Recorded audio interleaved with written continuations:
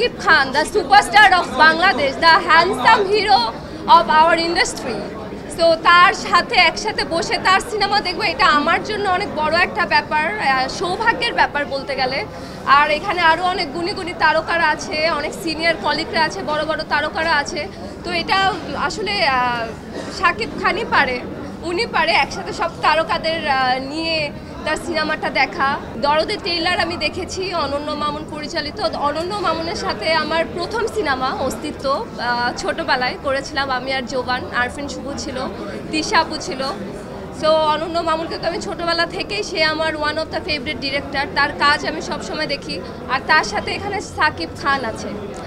আমার ট্রেলারটা খুব ভালো লেগেছে, অ্যান্ড ট্রেলারটা দেখে আমার প্রথম দিন থেকে আসার ইচ্ছা ছিল, বাট আজকে আসতে পেরে খুব ভালো লাগছে। দর্শক আরো ভালো কানেক্ট করতে পারতো। শাকিব খান সুপারস্টার, তার সাথে বলিউড হলিউডের প্রত্যেকটা তারকায় কাজ করেছে। বলিউড থেকেও সে নায়িকা নিয়েছে, হলিউড থেকেও সে নায়িকা নিয়েছে, বাংলাদেশের সাথে সে কাজ করছে। হয়তো আমাদের একদিন টাইম আসবে, বাংলাদেশের সবাই ভালো করতে পারতো, আমাকে দিলেও হয়তো আমি অনেক ভালো করতে পারতাম, বাট এটা তার চয়েস। মানে আপনি শাকিব খানের সাথে কাজ করতে আগ্রহী?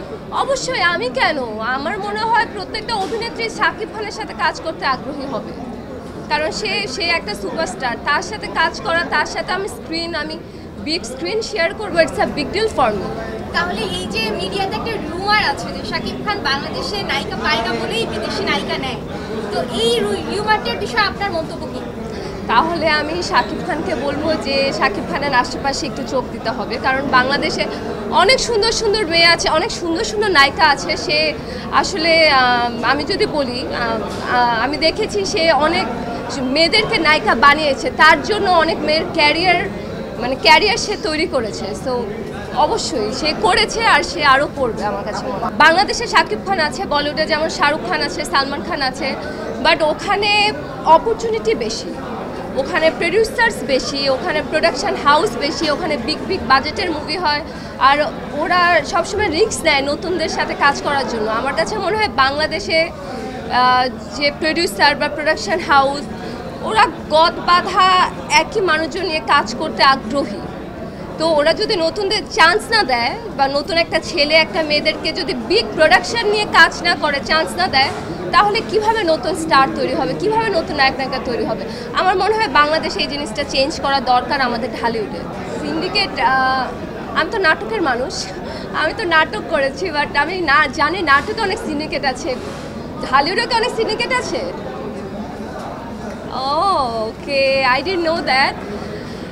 অবশ্যই এটা ভাঙতে হবে, কারণ আমার কাছে মনে হয় বাংলাদেশে যদি ঢালিউডে আমাদের এই ইন্ডাস্ট্রিতে সিন্ডিকেট থাকে, তাহলে নতুন মানুষরা নতুন রাইজিং স্টার হতে পারবে না। সিন্ডিকেটটা ভেঙে যারা প্রপার ট্যালেন্টেড, ওদেরকে জায়গা দিতে হবে, ওদের সাথে কাজ করতে হবে। অ্যান্ড বাংলাদেশে অনেক ভালো ভালো গুণী অভিনেতা অভিনেত্রী আছে, তাদেরকে চান্স দিতে হবে, বড় বড় প্রোডাকশনে চান্স দিতে হবে, তাহলে রাইজিং স্টার উঠে আসবে।